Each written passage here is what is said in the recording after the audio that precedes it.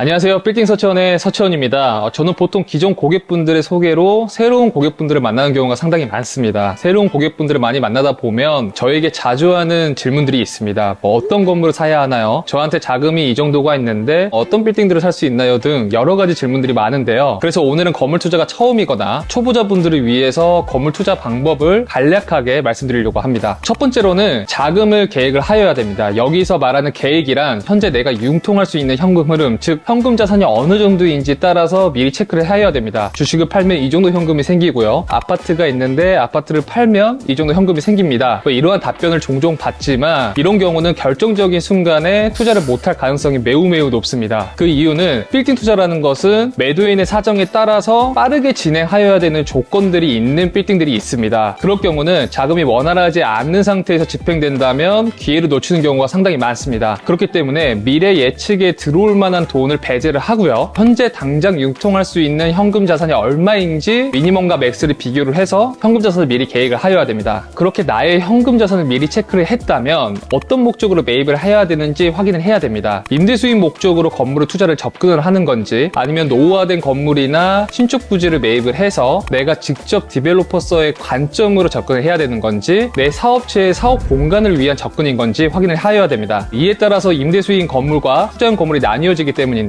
내가 투자형 건물이 우선적인 접근이라면 이미 갖춰져 있는, 즉 가치가 이미 매겨져 있는 건물들보다는 노후화된 건물들이 상당히 많습니다. 그 이유는 건물이 노후화가 되어 있으면 아무래도 주변 시세 대비해서 많이 저렴하기 때문이죠. 이때는 내가 오래된 건물을 매입하여 가치를 부여하는 작업들이 필요합니다. 첫 번째, 오래된 임차인들로 인해서 임대료가 아주 과거 수준이다 보니까 MD를 재구성하는 방법이 있고요. 두 번째는 건물이 아주 노후화가 돼서 건물 전체를 리노베이션을 하거나 신축을 해야 되는 어떠한 공사회가 들어가는 것들이 있을 수가 있고요. 세 번째는 아예 부지 자체를 매입해서 아예 새롭게 건물을 신축해야 되는 작업일 수도 있습니다. 내가 직접 가치를 매겨야 되는 건물들의 단점은 당장의 임대 수익이 발생하지 않다는 게 단점입니다. 시간이 필요하다는 것은 결국에는 우리가 계속적으로 지불해야 될 금융 비용이 상승한다는 말과 똑같기 때문에 예산을 미리미리 예측을 해야 되는데요. 만약에 건물 자체를 매입을 해서 리모델링을 예측하고 있다고 하면 추가적인 공사 비용이 들기 때문에 미리 체크를 해야 됩니다. 가령 리모델링 하기에 앞서서 안에 세입자가 있다고 하면 세입자를 내보내는데 용도 비용이 발생할 수도 있고요. 그 다음에 이 건물을 리모델링 하기 위해서 들어가는 설계 비용, 그리고 공사 기간을 미리미리 예측을 해서 공사 비용에 들어가는 금융 비용, 그리고 공사를 진행했을 때 들어가는 당장의 공사 비용과 공사가 마무리됐을 때 새로운 임차인이 들어올 수 있는 어떠한 기회 비용의 측면까지 미리미리 체크를 해야지만 저희가 예산을 미리 집행을 해둘 수가 있습니다. 만약에 건물 리모델링도 하고 내 회사가 들어갈 만한 사업 건물을 매입을 해서 진행한다고 하면 회사의 입장에서는 회사의 색깔에 맞게 컨텐츠에 맞게 내부 인테리어까지 해야 되기 때문에 건물 외관 내관 리모델링보다 훨씬 더 많은 비용이 들어갈 수가 있습니다. 회사를 위한 사업 공간 마련인데 내부 인테리어를 신경 안 쓸 수가 없기 때문이죠. 건물을 매입해서 당장의 임대 수익이 발생하지 않다는 것은 레버리지를 일으켜 매입한 우리의 입장에서는 굉장히 큰 리소스입니다. 단순히 몇 개월 정도가 걸리겠지, 건축사나 중개인들의 말만 듣고 이 정도만 예산만 예치하면 되겠지 라고 생각한다면 추후에 딜레이가 될수록 전체 자산의 가격이 많이 흔들리고요. 최악의 경우에는 원가로 매각하는 상황도 도래할 수가 있기 때문에 미리미리 체크하는 걸 반드시 권유드립니다. 어느 정도 자금 계획과 어느 정도 목적을 세웠다면 나만의 부동산 TF팀을 만들어야 됩니다. 나만의 부동산 TF팀이라는 것은 태스크포스 말 그대로 어떠한 프로젝트나 목적에 의해서 결합된 조직이라는 뜻인데요. 빌딩을 매입할 때는 필요한 조력자들이 여럿 있습니다. 빌딩 컨설턴트인 중개인, 레버리지를 위한 은행이 필요하고요. 법적인 문제를 해결해 줄 수 있는 변호사나 법무사, 나의 땅의 가치나 건물의 가치를 증진시켜 줄 수 있는 건축사가 있고요. 부동산 세금에 대한 이슈를 클리어하게 해결해 줄 수 있는 세무사, 그리고 마지막으로 물건에 대한 리뷰를 해줄 수 있는 투자자나 주변에 있는 조언자일 수도 있겠죠. 보통 저희 같은 중개법인이나 실력 좋은 중개인들을 만나다 보면 위 전체적인 역할도 하기도 합니다. 하지만 지인의 소개가 아닌 중개인에 대한 기본적인 크레딧이 없는 상태에서 알아보신다고 하면 TF팀을 소개를 받거나 직접 구성을 해야 됩니다. 위 조력자 중에서 가장 큰 역할을 하는 건 아무래도 가장 실력 있는 중개인을 만나는 게 가장 중요합니다. 실력 있는 중개인을 만남으로써 따로 내가 팀을 구성할 필요가 없이 전부 다 해결할 수도 있습니다. 다만 나와 성향이 좀 잘 맞고 나의 일을 대신을 해줄 수 있는 신뢰 있는 중개인을 만나기가 상당히 어려운데요. 어쩔 수 없이 이 부분은 발품을 좀 파셔야 됩니다. 많은 중개회사들을 만나보고요. 그리고 주변에 건물 투자를 하신 분들이 있다면 어떠한 중개인을 통했는지, 그리고 많은 사람들을 만나가면서 대화를 많이 나눠보셔야 되고요. 그리고 예전 같은 경우는 불과 4년, 5년 전까지만 하더라도 물건에 따라서 고객들을 선택할 수 있는 시장이었다면 지금은 정보가 많이 공개가 돼서 저희 고객들이 중개인들을 선택할 수 있는 시대로 도래했다고 생각을 합니다. 그래서 멀지 않은 곳에서 이 중개인이 어느 정도 커리어가 있는지, 어떠한 일을 해냈는지 따라서 내가 직접 선택할 수 있기 때문에 이거는 발품이나 손품을 팔아보시는 걸 좀 추천드립니다. 나머지 필요한 조력자분들은 예를 들면 변호사분이나 건축사분이나 세무사분 같은 경우는 지인의 소개를 받는 걸 가장 추천드리고요. 왜냐하면 가장 민감한 부분이기 때문에 만약 가까운 지인이 없다고 하면 건축사 같은 경우에는 포트폴리오나 그런 것들을 많이 찾아보시는 거 많이 추천드립니다. 그리고 변호사님 같은 경우도 부동산 관련돼가지고 많은 자문을 하고 계시는지, 그리고 실제적인 어떠한 소송 사례가 있는 건지도 체크를 하는 것 제가 추천드리고요. 세무사님 같은 경우에도 부동산 관련돼서 세금적인 해안이나 지식이 많으신 분들을 서칭하시거나 찾아보시면 많기 때문에 멀지 않은 곳에서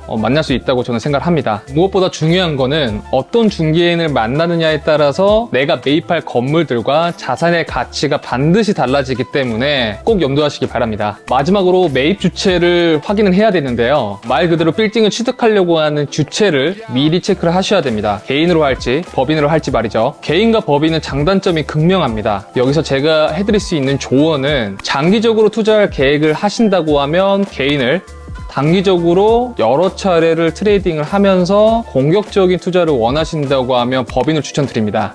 또한 나의 증여 계획이 미리 짜여져 있다면 개인을 추천드리고요. 증여 계획이 아직 짜여져 있지 않다고 하면 법인을 추천드립니다. 법인으로 취득하게 될 시에는 대출이 많이 나오는 게 장점이고요. 법인세만 납부하기 때문에 유리하게 보일 수는 있지만 시세 차익이 실현이 될 때 법인의 자금이기 때문에 개인 현금화가 어려운 단점이 있고요. 개인으로 취득할 시에는 개인 현금화라는 장점은 반드시 있을 수 있지만 단기적으로는 양도소득세가 매우 높고요. 기존 소득이 있는 상태에서 임대 수익형 건물까지 매입한다고 하면 종소세가 합산되기 때문에 세금적인 부분에서 불리하게 작용되는 부분이 있습니다. 오늘은 빌딩 투자를 처음 하시려고 하시는 분들이거나 계획을 하고 계시는 분들을 위해서 간략하게 투자에 대한 방법이나 계획을 설명을 드렸는데요. 결국 투자하는 내 자신이 확신을 가지고 투자를 하느냐, 아니면 확신을 가지지 않는 상태에서 투자를 하느냐에 따라서 투자에 대한 결과는 반드시 달라질 거라 생각을 합니다. 귀에는 준비된 자만 잡는다는 말이 있듯이 결국 내가 스스로 확신을 생기고 결단력과 실행력만 있다면 나머지는 잘하는 전문가한테 맡기는 게 맞다고 저는 생각을 하고 있습니다. 부동산 투자의 본질은 실행력 10%와 나머지 90%는 시간을 활용해서 하는 거라고 저는 생각을 하는데요. 결국 가장 중요한 거는 나의 실행력과 나머지는 시장이 흘러감에 따라서 충분한 시간이 있다면 시기의 차이는 있을 수가 있겠지만 결국 좋은 투자에 대한 결과로 귀결이 될 수 있다고 생각을 합니다. 감사합니다.